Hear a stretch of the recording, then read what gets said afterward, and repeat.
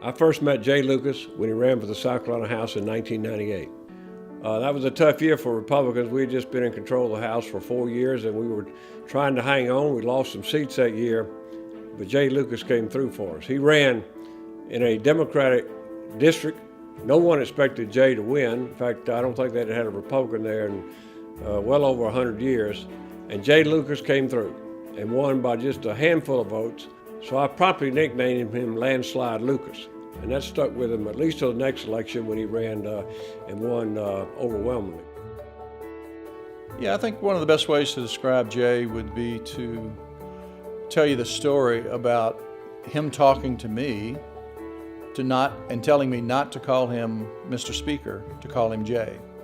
He said he'd actually be embarrassed to be here in Hartsville and be called Mr. Speaker. So that tells you a lot about his character, extremely humble. Despite all the accolades, despite the position he's attained, despite the fact that he's a powerful leader in the state, Jay Lucas remains that humble person that I first met in 1998 when he was running for the House. He knows who elected him and why he was elected, and he never forgets that he works for the PD area in the state of South Carolina. Very high integrity, and does what's right, even when the camera's not on. Shortly after Hurricane Matthew came through, he was into the state, into the region, looking at the damage and working to help people get back on their feet. There were no cameras, no one could get in but him. But that tells you a lot about who he is and the type of person he is. I'm the House Minority Leader, and so it is my job to be directly opposite Speaker Lucas. And what I can tell you, one of the most important things about Speaker Lucas is that he believes in the concept of we. He believes in the state of South Carolina, and that most of the things that we do up there are geared toward making South Carolina better.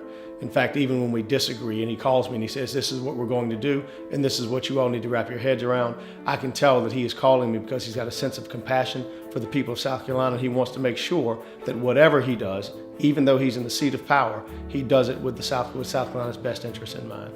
He has the courage to take on the tough issues.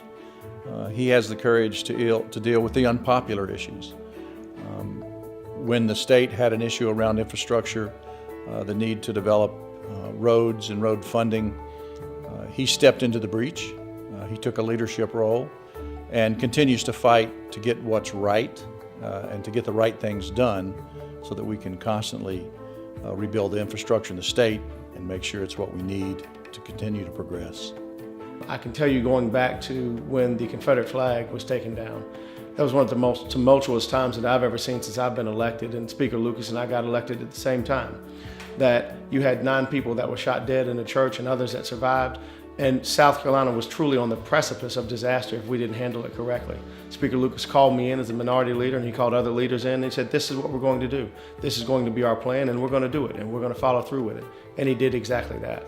The flag came down without riots, without protests, and a lot of that is due to the leadership of Speaker Lucas. You can't leave the House unless people trust you.